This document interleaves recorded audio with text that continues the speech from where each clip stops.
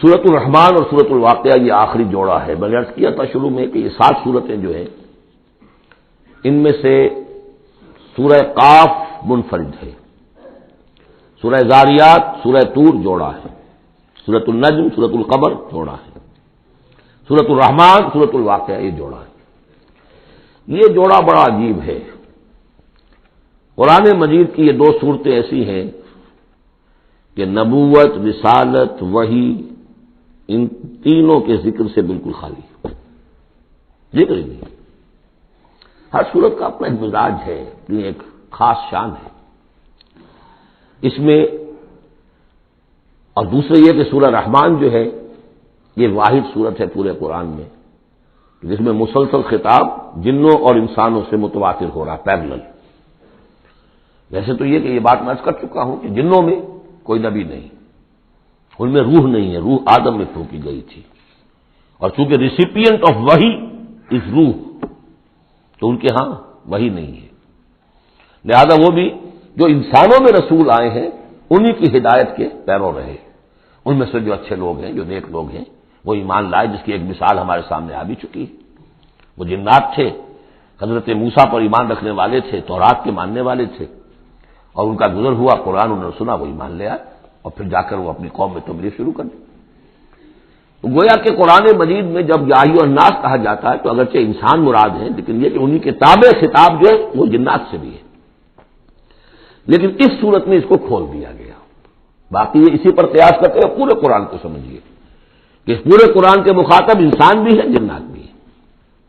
لیکن یہاں صرف یہ کہ اس کو ایک ایک قدم کے اوپر تسنیہ کا صیغہ، فَبِأَيِّ آلَاءِ رَبِّكُمَا تُكَذِّبَانِ فَبِأَيِّ آلَاءِ رَبِّكُمَا تُكَذِّبَانِ یا معشر الجن والانس، اے انسانوں اور اے جنات کی جماعتوں.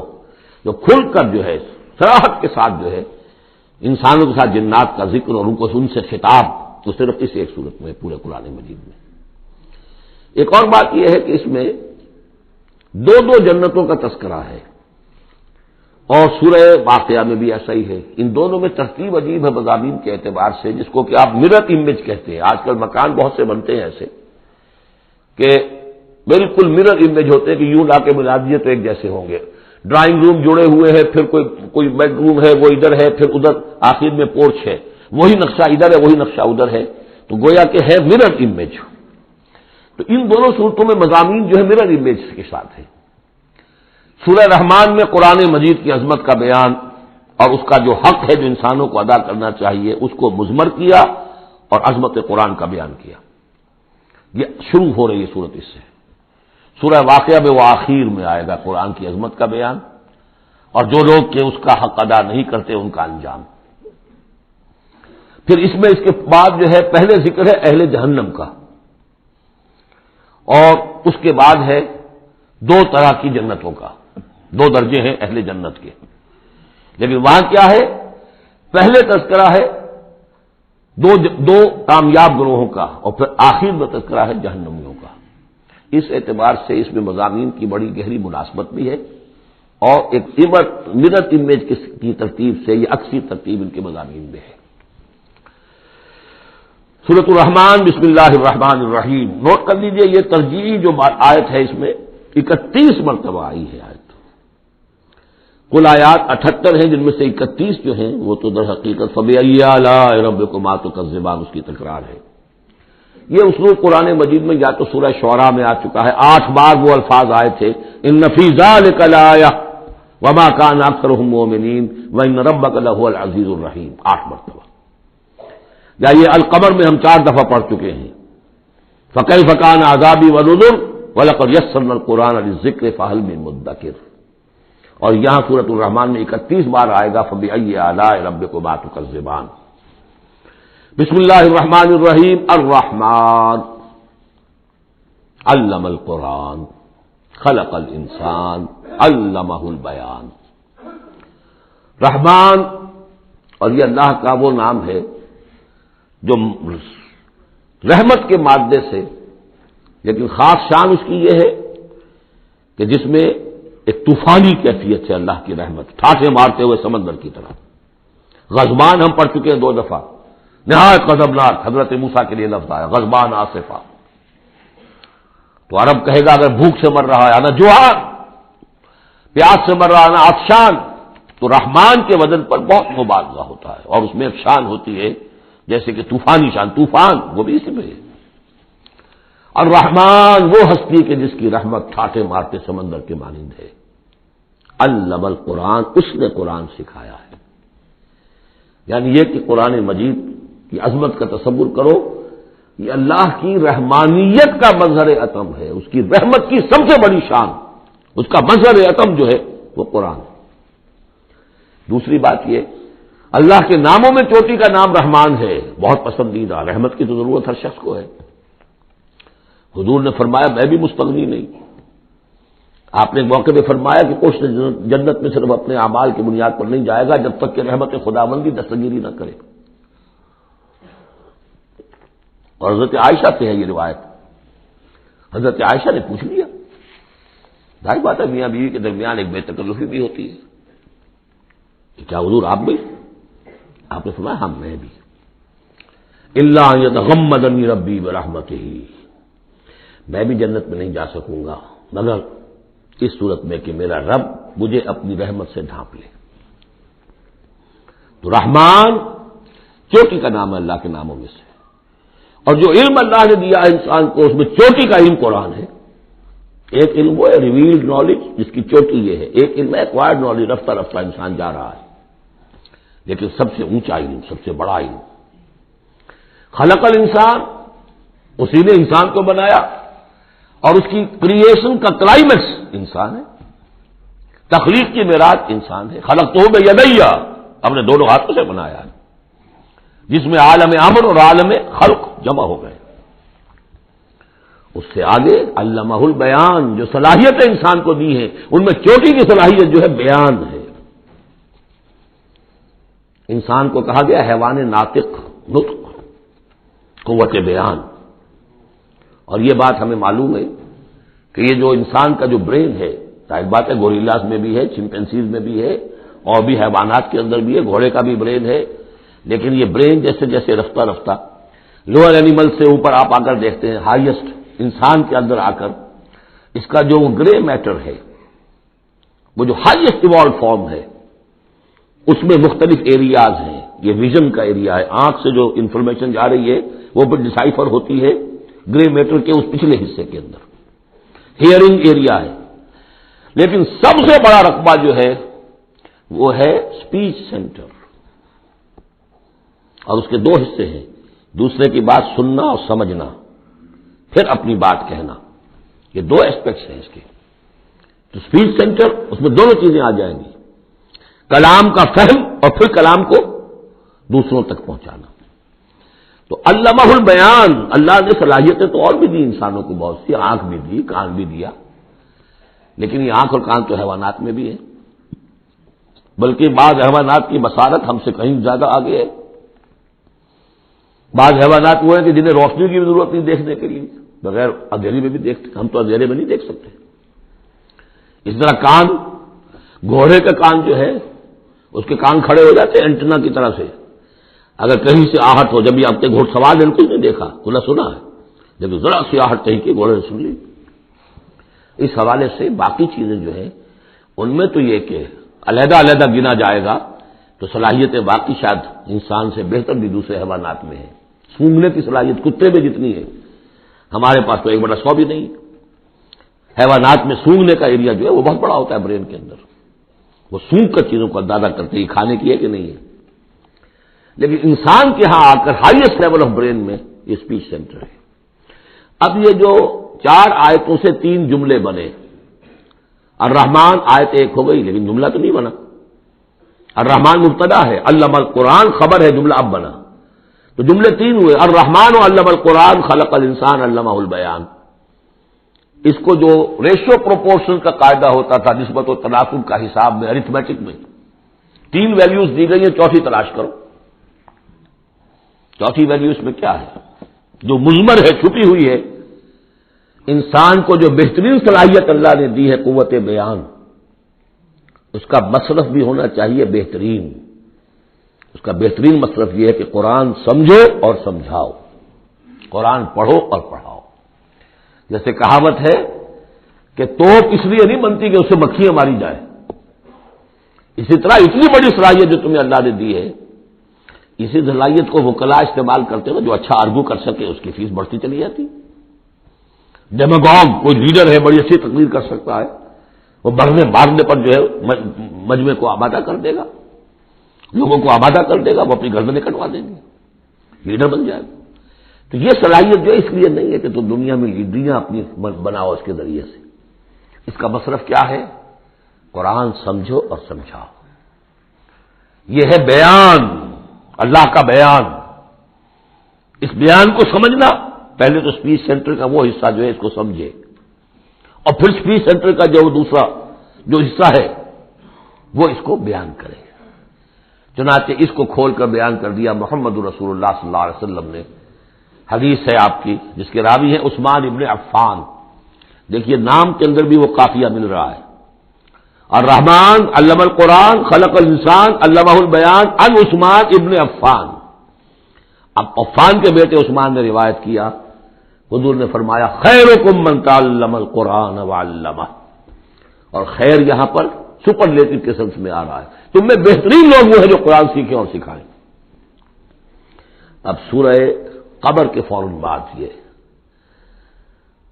وَلَقَدْ يَسَّرْنَا الْقُرْآنَ لِلذِّكْرِ فَهَلْ مِن مُّدَّكِرٍ الرحمن علم القرآن خلق الانسان علمہ البیان الشمس والقمر بحسبان۔ یہ سورج اور چاند سب ایک حساب کے ساتھ ہیں، ان کی گردش حساب کے ساتھ ہے، اسی حساب سے دن بن رہے ہیں، راتیں بن رہی ہیں، ہفتے اور سال اور مہینے بن رہے ہیں۔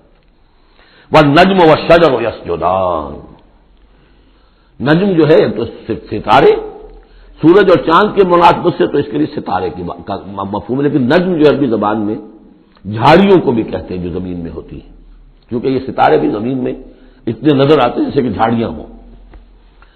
تو نجم والشجر یسجدان، شجر کے حوالے سے اگر ترجمہ کرتے ہیں تو وہ جھاڑیاں، یہ بھی سجدہ کرتے ہیں، اللہ کے سامنے سربسجود ہوتے ہیں، ان کے سائے جیسا کہ کئی دفعہ آ چکا ہے۔ والسماء رفعها ووضع الميزان، اور آسمان کو اس نے بلند کیا اور اس میں رکھے ترازو۔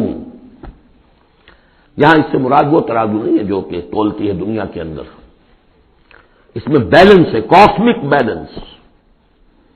آسمان اور زمین کے اندر، آسمان میں جتنے اجرام سماویہ ہیں، ان کو جو چیز تھامے ہوئے ہے، قائم رکھے ہوئے ہے، وہ ایک بیلنس ہے۔ جو کشش ثقل ہے، ان کی مختلف، یہ سب ایک دوسرے کو کھینچ رہے ہیں، اور ادھر ادھر سے دونوں طرف سے جو کھینچ ہے وہ ہر کرے کو اپنی جگہ پر رکھے ہوئے ہیں۔ یہ بیلنس جب ذرا سا گڑبڑ ہوگا اور یہ کرے آپس میں ٹکرا جائیں گے۔ فاصلے بھی کہیں تو ہوتا ہے conversely proportional to the distance, لہذا جو گریویٹیشنل فورس ہے، اگر ایک طرف سے ذرا فاصلہ کم ہو گیا، اس کا مطلب دوسری طرف بڑھ گیا، تلپٹ ہو جائے گا۔ تو یہ کاسمک بیلنس ہے۔ والسماء رفعها ووضع الميزان الا تطغوا في الميزان، دیکھو اس میزان میں، اس توازن میں، یہ جو بیلنس ہے یہاں کا، اس میں کوئی کمی بیشی نہ کرو، بد زیادتی کرو۔ واقیموا الوزن بالقسط ولا تخسروا الميزان، اور قائم رکھو وزن کو قسط کے ساتھ، عدل کے ساتھ، اور اس کے اندر کہیں کوئی کمی نہ کرو، نہ تطغوا نہ تخسروا، نہ کمی نہ زیادتی۔ کہیں فاصلہ بڑھ جائے گا تب بھی خرابی، کہیں فاصلہ کم ہو جائے گا تب بھی خرابی۔ والارض وضعها للانام، الفاظ کی مناسبت سے بعض لوگوں نے سمجھا کہ ترازو ہی مراد ہے، تو ٹھیک ہے، اس میں کوئی حرج نہیں ہے اگر مراد لی جائے، لیکن ترتیب دیکھیے جس طرح یہ آ رہا ہے الشمس والقمر بحسبان۔ اب اس کے حوالے سے یہ گویا کہ کاسموس کی بات ہو رہی ہے، اس کاسموس کی بات کے بعد نیچے اتر کے والارض وضعها للانام، تدریجاً نیچے آ رہے ہیں، اور زمین کو ہم نے بنا دیا، رکھ دیا لوگوں کے لیے، پست کر دیا، ان کے قدموں میں بچھا دیا اپنی مخلوقات کے لیے، اور مخلوقات میں انسان بھی ہیں، جنات بھی ہیں۔ فیہا فاکہۃ، اس میں میوے ہیں، والنخل، اور کھجوریں ہیں، ذات الاکمام، جن پر کے غلاف چڑھے ہوتے ہیں، والحب ذو العصف، اور اناج ہے جس کے ساتھ بچ بھی ہوتا ہے، والریحان، اس کے دو ترجمے ہیں، ایک تو یہ کہ اور خوشبودار پھول بھی ہے، یا یہ کہ اور دوسری غذائیں بھی ہیں۔ فَبِأَيِّ آلَاءِ رَبِّكُمَا تُكَذِّبَانِ، عام طور پر جو ترجمہ ہے اس میں اعلیٰ کا ترجمہ کیا گیا ہے نعمتیں، لیکن اصل میں یہاں نعمت قدرت ان دونوں کو جمع کیجیے. کہیں وہ نعمت کا تذکرہ ہے، کہیں اللہ کی قدرت کا ذکر ہے، اس کی قدرت کی نشانیاں ہیں. فَبِأَيِّ آلَاءِ رَبِّكُمَا تُكَذِّبَانِ، تو تم اپنے رب کی کون کون سی نعمتوں اور قدرتوں کا انکار کرو گے. تکذبان صیغہ ہے تثنیہ کا، دونوں سے خطاب ہو رہا ہے، انسانوں سے اور جنوں سے، اور یہ بات آگے چل کر واضح ہو جائے گی. خلق الانسان من صلصال کالفخار، ہم نے بنایا انسان کو اس صلصال سے، اس سوکھی ہوئی خشک مٹی سے، وہ گارا سنا ہوا گورا، صلصال من حمئی مسنون، اور جب وہ اتنا سوکھ گیا کہ کھنکنے لگا، کالفخار جیسے ٹھیکرا ہوتا ہے، اسے بنایا. وخلق الجان من مارج من نار، اور جنات کو ہم نے بنایا آگ کی لپٹ سے، جس کو کہ ہم اس سے پہلے پڑھ چکے ہیں سورہ ہجر میں، نار السموم، لو جیسی ہوتی ہے جس کے اندر کی آگ ہوتی ہے. تو ایسے ہی وہ جو فلیم ہوتا ہے، شعلہ، اس کا ایک حصہ تو ہے جو نظر آتا ہے اور ایک حصہ وہ جو نظر نہیں آتا. وہ جو اوپر کا حصہ ہے وہ ہے جب سب سے زیادہ ہیٹ ٹیمپریچر ہائیسٹ وہاں ہوتا ہے، وہ ہے مارج من نار. فبأي آلاء ربكما تكذبان، رب المشرقین و رب المغربین، وہ رب ہے مشرقوں کا بھی، دونوں مشرقوں کا اور دونوں مغربوں کا. یہ تسمیہ کی جو مناسبت سے یہاں پر مشرقین و مغربین کا، کہیں مشارق والمغارب ہے، رب المشارق والمغارب، کہیں مشرق و مغرب ہے، اور یہ سب ٹھیک ہے. مشرق و مغرب واحد کی حیثیت سے بھی درست ہے. اور مشرقین اور مغربین، اس وقت کا جو مشرق ہے جہاں سورج نکل رہا ہے، اس کے مقابلے میں مغرب ہے جہاں وہ ڈوبے گا. لیکن وہی مغرب وہ مشرق ہے، دوسرے ہمارا جو پیچھے جو حصہ ہے گلوب کا، اس کا مشرق ہے، اور جو ہمارا مشرق ہے وہ اس کا مغرب ہے. تو دو مشرق دو مغرب. پھر یہ کہ ہر نقطہ جو ہے زمین پر وہ مشرق بھی ہے مغرب بھی ہے. کسی نہ کسی وقت وہاں پر سورج جو ہے طلوع ہو رہا ہے، کبھی وہاں پر غروب ہو رہا ہے. تو مشارق والمغارب. لیکن یہاں پر تسلیہ کی مناسبت سے رب المشرقین و رب المغربین، دونوں مشرقوں کا رب مالک اور دونوں مغربوں کا. فبأي آلاء ربكما تكذبان، مرج البحرین یلتقیان، اس نے چلا لیے دو دریا جو آپس میں ملے ہوئے بھی ہیں، بینہما برزخ لا یبغیان، لیکن ان کے مابین ایک ایسا پردہ حائل ہے کہ وہ ایک دوسرے میں گھستے نہیں ہیں، داخل نہیں ہوتے، اپنی حد کے اندر رہتے ہیں. یہ ہیں گرم روئیں چلتی ہیں ٹھنڈے پانی کے سمندر میں، یا جیسے کہ کابل پر نظر آتا ہے دو دریا چل رہے ہیں، دریائے سندھ کا پانی علیحدہ نظر آ رہا ہے اور دریائے کابل کا علیحدہ نظر آ رہا ہے، اور یہ اٹک پر نظر آتا ہے، اور کافی دور تک پھر علیحدہ علیحدہ چلتے نظر آتے ہیں. فبأي آلاء ربكما تكذبان يخرج منهما اللؤلؤ والمرجان، اور ان دونوں سے نکلتے ہیں موتی بھی اور مونگے بھی. فبأي آلاء ربكما تكذبان وله الجوار المنشآت في البحر كالأعلام، اور اس کے لیے ہی ہے، اللہ ہی کی ملکیت ہے وہ پہاڑ جیسے جہاز، جوار المنشآت، پھر جو اونچے کھڑے رہتے ہیں اور سمندر میں ایسے ہوتے ہیں جیسے پہاڑ. پچھلے زمانے میں بھی تو اگرچہ بادبانی ہوتے تھے، جب بادبان کھل جاتے تھے تو بڑی اونچی اونچی جو ہے بادبان ہوتے تھے ان کے، پہاڑ کی طرح، پہاڑیاں چھوٹی چھوٹی. اور آج جو کچھ چلتے ہیں بڑے بڑے جہاز، ان کو جو دیکھیں تو واقعی تو وہ پہاڑ ہوتے ہیں سمندر میں. فبأي آلاء ربكما تكذبان كل من عليها فان. اب یہ جو یہاں آئی ہیں اب تک آیات، اللہ کی صنائی، اللہ کی قدرت نوٹ کریں گے جب ہم سورہ واقعہ پڑھیں گے. پہلے آیا ذکر قرآن، اس کی عظمت، اور اس کا جو ایک مضمر ہے چیز کہ انسان کو اس قرآن کی عظمت اور فضیلت کو سمجھ کر، اگر اللہ نے وہ جو شعر علامہ اقبال کا، اگر یک قطرہ خون داری اگر مجھتے پرے داری، بیا با من تو آ موزم طریق شاہ بازی را، اگر تمہارے جسم میں کوئی قطرہ خون ہے اور کوئی مٹھی بھر پر بھی تمہیں دے رکھے ہیں، اے چڑیا اے بیا، آؤ کہ میں تمہیں شاہ بازی کے طریقے سکھاؤں. اسی طریقے سے اگر تمہیں بولنے کی صلاحیت دی ہے اللہ نے، تو اس کا مصرف کیا ہے؟ خیرکم من تعلم القرآن وعلمہ. سمجھنے کی صلاحیت دی ہے، قرآن سمجھو. بیان کرنے کی صلاحیت دی ہے، بیان کرو قرآن کو. پھر یہ کہ اللہ تعالیٰ کی تخلیقی قوت، اس کا تذکرہ ہوا۔ وہاں آپ دیکھیں گے یہ بالکل الٹی یہی ترتیب ہوگی، آخر میں قرآن مجید کی عظمت، اس سے پہلے اللہ کی تخلیقی عظمت، اللہ کے یہی جو اعلیٰ ہے، اس کے بعد اب پہلے جہنم والوں میں تذکرہ یہاں ہو رہا ہے، وہاں بعد میں ہوگا۔ فرمایا کل من علیہا فان، جو بھی ہے اس زمین پر جو بھی مخلوقات ہیں سب فنا ہونے والی ہے۔ وَيَبْقَى وَجْهُ رَبِّكَ ذُو الْجَلَالِ وَالْإِكْرَامِ، باقی تو رہے گا صرف تیرے رب کا منہ، تیرے رب کا چہرہ، جو بہت بزرگی والا ہے اور بہت عظمت والا ہے۔ اب یہ کہ اللہ کا چہرہ ہم کیا اس کو نہیں سمجھ سکتے، آیات متشابہات میں سے ہوگا۔ جو اس کا مفہوم سمجھیں گے وہ یہ ہے اللہ کی ذات باقی، باقی سب چیز اللہ تعالیٰ کے سوا سب فانی، پوٹینشلی سب فانی ہے، اپنے طور پر سب کسی کا وجود جو ہے اپنے بل پر قائم نہیں ہے۔ اللہ جب تک قائم رکھے تو در حقیقت وہ خود اپنے بل پر قائم نہیں ہے، وہ تو اللہ تعالیٰ نے ان کو قائم رکھا ہوا ہے۔ کل من علیہا فان، اللہ باقی من کل فان، اللہ ہی باقی ہے، باقی تمام فانی ہے۔ وَيَبْقَى وَجْهُ رَبِّكَ ذُو الْجَلَالِ وَالْإِكْرَامِ فَبِأَيِّ آلَاءِ رَبِّكُمَا تُكَذِّبَانِ يَسْأَلُهُ مَنْ فِي السَّمَاوَاتِ وَالْأَرْضِ، جو بھی ہے آسمان اور زمین میں وہ سب اس کے در کے سوالی ہیں، اسی سے مانگ رہے ہیں۔ وجود بھی ملا ہے اسی سے، حیات کسی کے پاس ہے دی ہوئی ہے اسی کی، کوئی صلاحیت ہے تو دی ہوئی ہے اسی کی، کوئی ذہانت ہے تو دی ہوئی ہے اسی کی، روز کا رزق جو آ رہا ہے اسی کا عطا کرنا، ہر ایک سائل ہے۔ جو سورہ محمد میں ہم نے پڑھا کہ تم سب فقراء ہو واللہ هو الغنی وانتم الفقراء، تم سب کے سب محتاج ہو، تمہارا وجود مستعار، تمہاری حیات مستعار، تمہیں علم جو دیا اس نے دیا جتنا دیا، ولا یحیطون بشیء من علمہ الا بما شاء، تو تمہاری کیفیت یسألہ من فی السماوات والارض، اسی سے مانگتا ہے جو بھی ہے آسمانوں میں اور زمین میں۔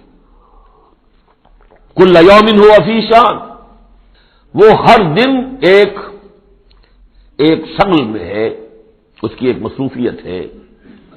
یہاں میرے نزدیک اشارہ ہے اسی بات کی طرف، یدبر الامر من السماء الى الارض ثم یعرج الیہ فی یوم کان مقدارہ الف سنۃ مما تعدون، تدبیر امر ہے، ایک دن کی تدبیر وہ کرتا ہے، کیا کچھ قوت ہے، وہ ایک دن اس کا 1000 سال کا ہے، اس میں کیا کیا ہونا ہے، کس طرح سے ہونا ہے، پھر وہ احکام کی تنفیذ ہوتی ہے، پھر اس کی رپورٹ ہے، اس کو واپس جاتی ہے۔ تو کل یوم ہوا فی شان، وہ کوئی ایک یوں سمجھیے کہ کوئی اسٹیٹک کوئی حقیقت نہیں ہے، خود اس کی مصروفیات، کل یوم ہوا فی شان، نئی شان کے ساتھ اس کا ظہور ہوتا ہے۔ کل یوم ہوا فی شان فبأی آلاء ربکما تکذبان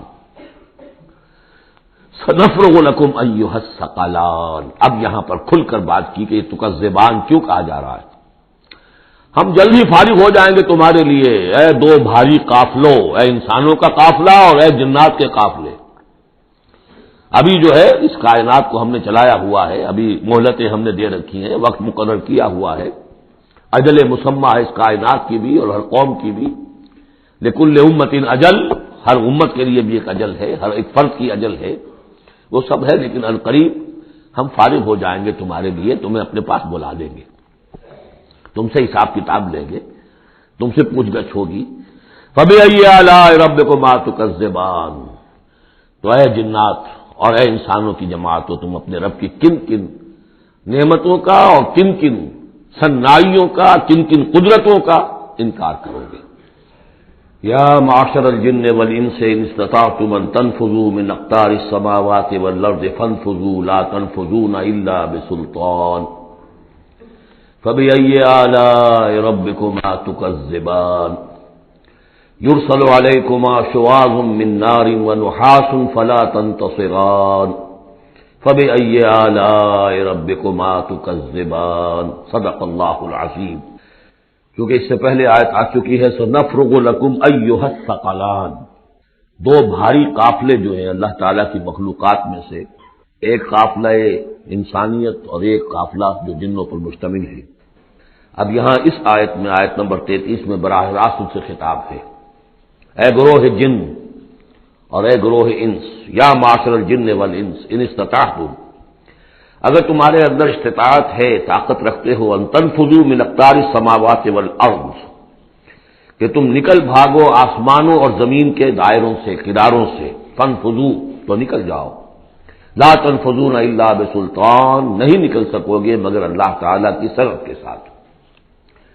یہ آیت مبارکہ مشکلات القرآن میں سے ہے، پوری طرح ہم شاید ابھی نہ سمجھ پائیں جب تک کہ اور ہمارا علم جو ہے کائنات کے بارے میں، کاسموس کے بارے میں اور علم بڑھ نہیں جاتا، لیکن یہ کہ عام طور پر یہ سمجھا گیا ہے کہ یہ انسان اور جن جو ہیں ایک حد تک ان کی رسائی ہے اس کائنات کے اندر، اس سے آگے نہیں، جیسے کہ آ چکا ہے، میں پہلے بھی بیان کیا ہے کہ جنات کے لیے غالباً یہ ہمارا جو سولر سسٹم ہے، یہ پورا جو ہے یہ ان کی جولان گاہ ہے، اس میں یہ جائیں جدھر جائیں چلے جائیں، اس سے آگے نہیں۔ انسانوں کا معاملہ یہ ہے کہ وہ اس کے اندر بھی جو بھی فاصلہ طے کرتے ہیں، وہ ظاہر بات ہے کہ وہ اس کے لیے مشینیں ایجاد کر کے جہاں تک جا رہے ہیں، لیکن اس پورے سولر سسٹم تک بھی ان کی رسائی ممکن نہیں ہوگی۔ لیکن یہ کہ ایک گمان میرا ہے جو میں آپ کے سامنے پیش کر رہا ہوں کہ قرآن مجید جب آسمانوں اور زمین کی بات کرتا ہے تو وہ مراد ہوتی ہے کل کائنات، کل یونیورس، اور کل یونیورس کے کناروں سے نکل بھاگنا، اس کے کیا معنی ہے؟ اس کے معنی یہ ہے معدوم ہو جانا، یعنی یہ کہ جہنم میں پڑنے والے چاہیں گے کہ ہم معدوم ہو جائیں، کاش کہ جیسا کہ ہم نے پڑھا تھا سورہ نساء میں، فَكَيْفَ إِذَا جِئْنَا مِن كُلِّ أُمَّةٍ بِشَهِيدٍ وَجِئْنَا بِكَ عَلَىٰ هَٰؤُلَاءِ شَهِيدًا، اس روز انسان چاہیں گے کہ اس طرح زمین شق ہو جائے، وہ اس میں دھس جائے اور زمین اوپر سے برابر کر دی جائے، یہ تو ہوگا یوم الحساب کو۔ لیکن سوال یہ ہے کہ من اقطار السماوات والارض، تمام آسمانوں اور زمین کے کناروں سے نکل بھاگنا، معدوم ہونا، یہ بھی بس میں نہیں ہے، اللہ کے اذن سے ہی ہم بنے ہیں، ہمیں وجود عطا ہوا ہے، اور اللہ ہی کا اختیار ہے جو ہمیں معدوم کر سکتا ہے۔ ہم لاکھ چاہیں کہ معدوم ہو جائیں، معدوم نہیں ہو سکتے، یہ بھی ہمارے اختیار سے باہر ہے، اذن رب ہی ہو تو ہم معدوم ہوں بغیر اذن رب۔ یہاں پر ویسے جو الا بسلطان، اللہ کا حکم، اللہ کی مرضی، اللہ کی سند، جس اس طرح کی کوئی بات ہے، اگرچہ عام طور پر بات وہ سمجھی گئی ہے جو پہلے میں نے بتایا، میرا گمان یہ ہے واللہ عالم، بہرحال مشکلات القرآن میں سے ہے۔ فَبِأَيِّ آلَاءِ رَبِّكُمَا تُكَذِّبَانِ، تو تم اپنے رب کی کن کن نعمتوں اور کن کن صناعیوں اور کاریگریوں اور کن کی قدرتوں کا انکار کرو گے۔ یُرْسَلُ عَلَيْكُمَا شُوَاظٌ مِّن نَّارٍ، تم پر پھینکے جائیں گے شعلے بھڑکتے ہوئے آگ کے، وَنُحَاسٌ، اور دھواں ملا ہوا، وہ آگ جس میں کہ دھواں ملا ہوا ہو، فَلَا تَنتَصِرَانِ، پھر تم بدلہ نہیں لے سکو گے۔ فَبِأَيِّ آلَاءِ رَبِّكُمَا تُكَذِّبَانِ فَإِذَا انشَقَّتِ السَّمَاءُ، جب آسمان پھٹ جائے گا، فَكَانَتْ وَرْدَةً كَالدِّهَانِ، تو ایسے ہو جائے گا گلابی رنگ کا جیسے کہ تیل کی تلچھٹ ہوتی ہے، جب تیل کو صاف کیا جاتا ہے تو اس کے نیچے جو تلچھٹ رہ جاتی گلابی رنگ کی۔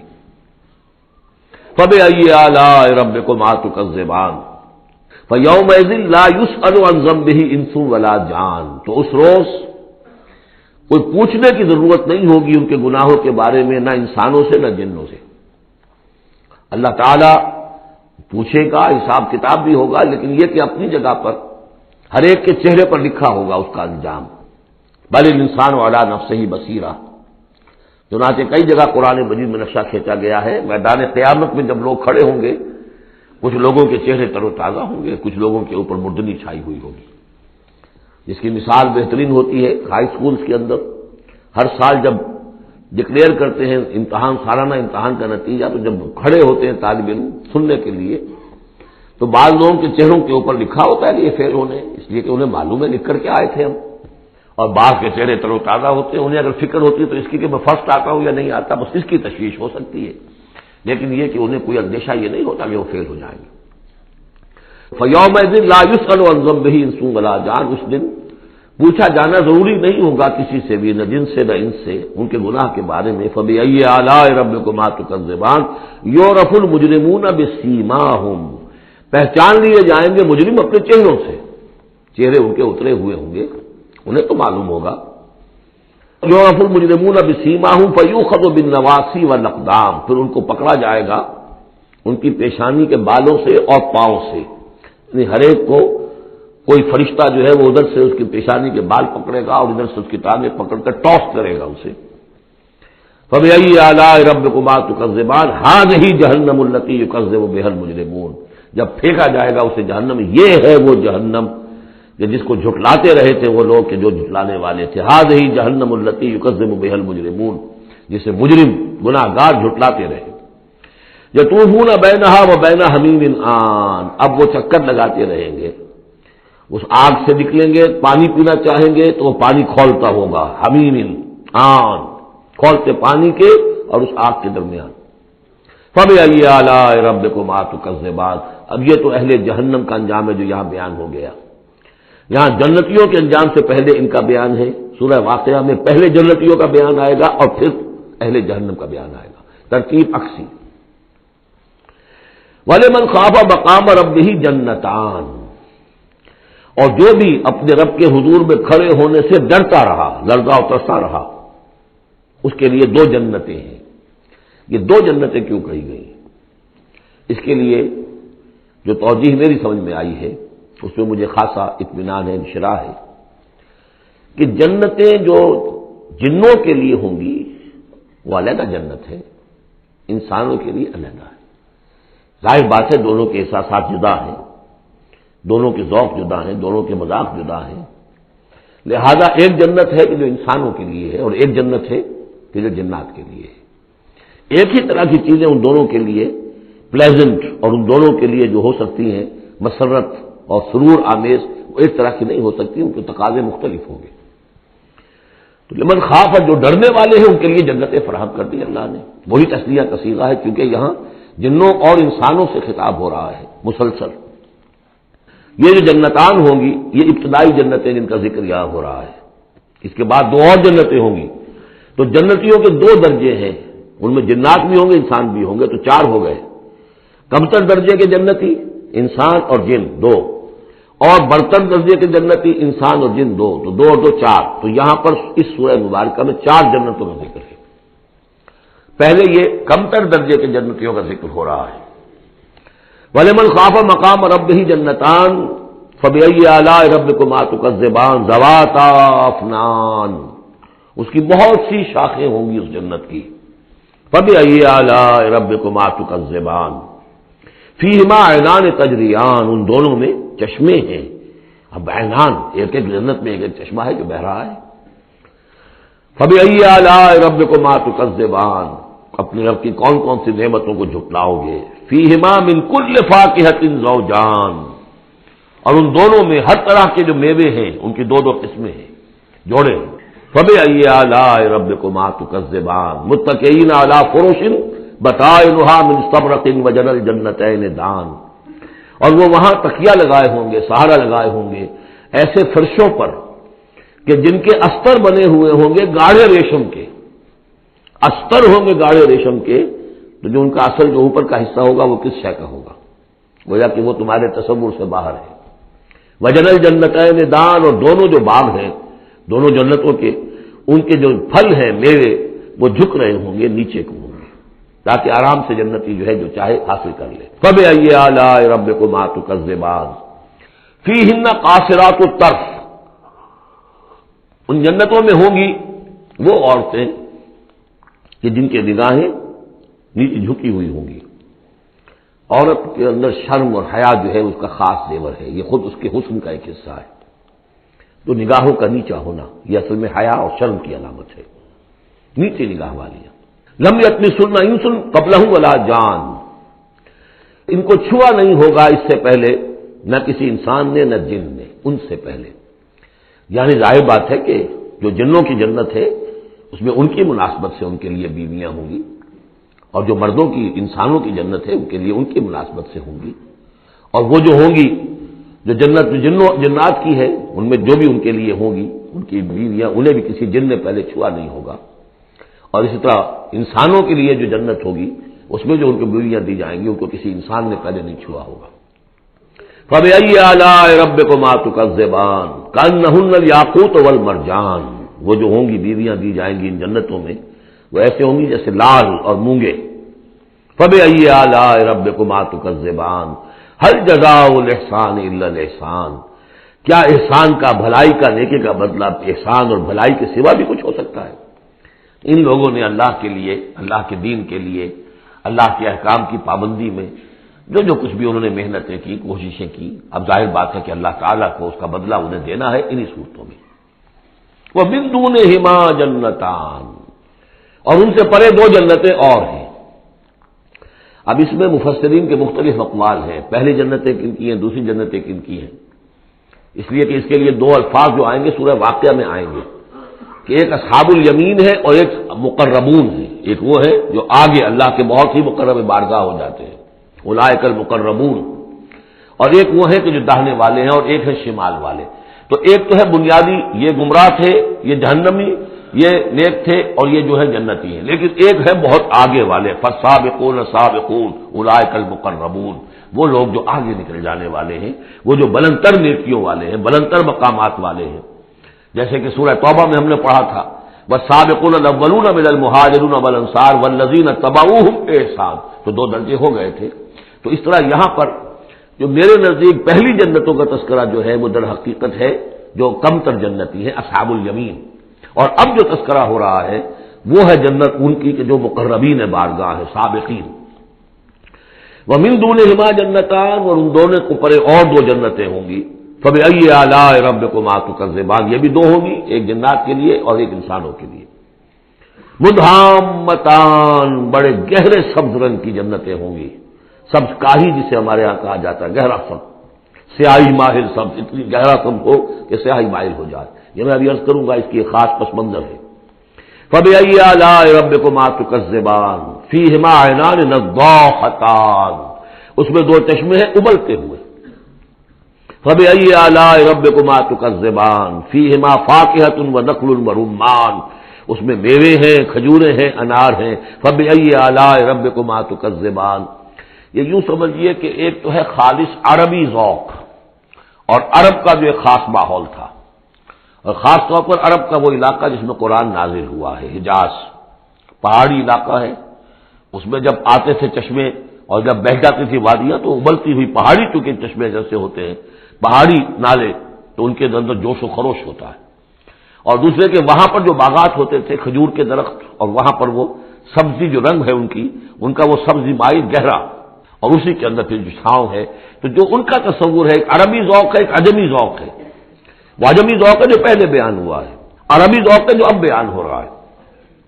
فیہما فاکہۃ ونخل ورمان، اب یہ چیزیں جو ہیں یہ عرب کے اندر کھجوریں ہیں، انار ہیں. فبأي آلاء ربكما تكذبان فیہن خیرات حسان، اس میں ہوں گی بہت ہی اچھی عورتیں، نہایت خوبصورت. فبأي آلاء ربكما تكذبان حور مقصورات فی الخیام، اب یہاں حور کا لفظ آیا، پہلے میں نہیں آیا ہے. پہلے میں یہ تو آیا ہے فیہن قاصرات الطرف لم یطمثن انس قبلہم ولا جان، لیکن لفظ حور یہاں آیا ہے. اسی کو نوٹ کریں گے کہ سورہ واقعہ میں بھی ایک کے ساتھ حور کا لفظ آئے گا، دوسرے کے ساتھ نہیں. حور مقصورات فی الخیام، اب یہ بھی عرب پس منظر ہے، خیموں میں رہنے والے. وہ حوریں کہ جو خیموں میں رکی رہنے والی ہوں گی. ظاہر بات ہے کہ وہاں پر تو عام طور پر شہر بہت کم تھے پورے عرب کے اندر، حجاز کے اندر بہت کم، جو عام طور پر جو آبادیاں تھیں وہ خیموں میں رکی رہنے والیاں.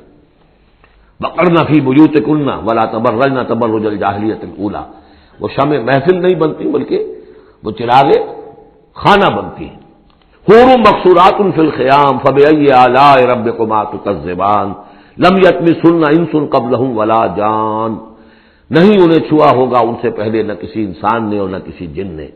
یہ ان دونوں کے میرے نزدیک علیحدہ جنات کی جو جنت ہے اس میں جو ان کے لیے عورتیں اور بیویاں فراہم کی جائیں گی انہیں کسی جن نے نہیں چھوا ہوگا ان سے پہلے، اور جو انسانوں کے لیے جنت ہوگی وہاں جو انہیں بیویاں دی جائیں گی اور حوریں دی جائیں گی انہیں کسی انسان نے نہیں چھوا ہوگا. فبأي آلاء ربكما تكذبان متكئين على رفرف خضر وعبقری حسان، وہ تکیہ لگائے بیٹھے ہوئے ہوں گے سب مسندوں پر اور بڑے قیمتی نفیس بچھونوں پر. فَبِأَيِّ آلَاءِ رَبِّكُمَا تُكَذِّبَانِ تَبَارَكَ اسْمُ رَبِّكَ ذِي الْجَلَالِ وَالْإِكْرَامِ، بہت بابرکت ہے نام تیرے رب کا جو بہت ذی الجلال بڑائی والا ہے اور اکرام عظمت والا ہے۔ اب اس میں آپ نے دیکھا نبی، رسول، کتاب، کسی کا کوئی تذکرہ نہیں، اللہ اور آخرت، جنت اور دوزخ، باقی اللہ کی کریٹو جو اس کی ایکٹیویٹی ہے، آیات آفاقیہ، آیات انفسیہ، تذکیر بآلاء اللہ، ان کا ذکر ہے۔ تو منفرد ہیں یہ صورتیں دونوں اس اعتبار سے، اور جوڑا ہونے کے وہ نسبت آپ کو بڑی نمایاں نظر آئے گی اس میں۔ وہ مضامین جو یہاں آئے ہیں ایک ترتیب سے، یہاں اس کی عکسی ترتیب سے۔ بارک اللہ لی و لکم فی القرآن العظیم و نفعنی و ایاکم بالآیات والذکر الحکیم۔